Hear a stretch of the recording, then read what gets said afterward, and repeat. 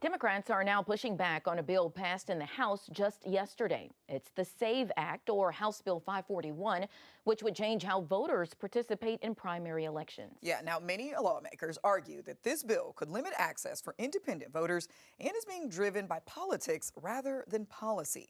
ABC 3340's Austin Pratt has more on the bill and its opposition. Hey, Austin, what exactly would this bill do? Ashanti Muriel, the SAVE Act would require voters to register with a political party before voting in primary elections, preventing them from switching parties close to the election. I think the bill we have before us right now is bad politics and bad policy. I don't think it's the way we need to go. Representative Bob Fincher addressing the sponsor of Alabama's SAVE Act. He's a Republican who said on Thursday he has never voted for a Democrat. He was one of many Republicans that came up to speak against the SAVE Act, a bill introduced by his own party. The bill would restrict state primary elections to only those registered with that party. But the main pressure came from House Democrats, who say they could not understand why the bill was necessary. And what your legislation is doing is flipping the entire process upside down. And the only reason you're doing it is because you got a supermajority and you feel like you can get away with it.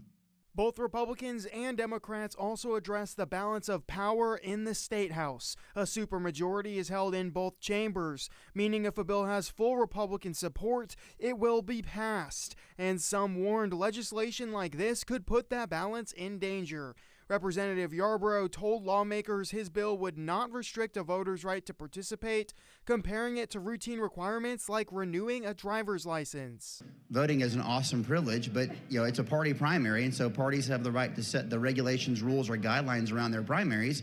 So you just simply have to either go online or in person, and you've got a window from a general election day after to all the way to the next primary 60 days before to do that. When asked why he would want to disenfranchise independent voters, Yarborough said that's not what his bill does. I believe that when we provide structural clarity, it actually helps the voter make choices. Just like, I have a gym membership, so I know what my gym is. It doesn't. My right to vote else cannot be compared to your gym membership.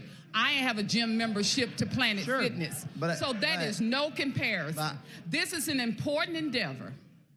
We live in a democracy where people ought to have the right to vote. And the bill will now head to the Senate, but the legislative session is nearing its end. Even with that Republican supermajority, the bill could get tied up before it can be passed by the end of the session. In the studio, Austin Pratt, ABC 3340 News.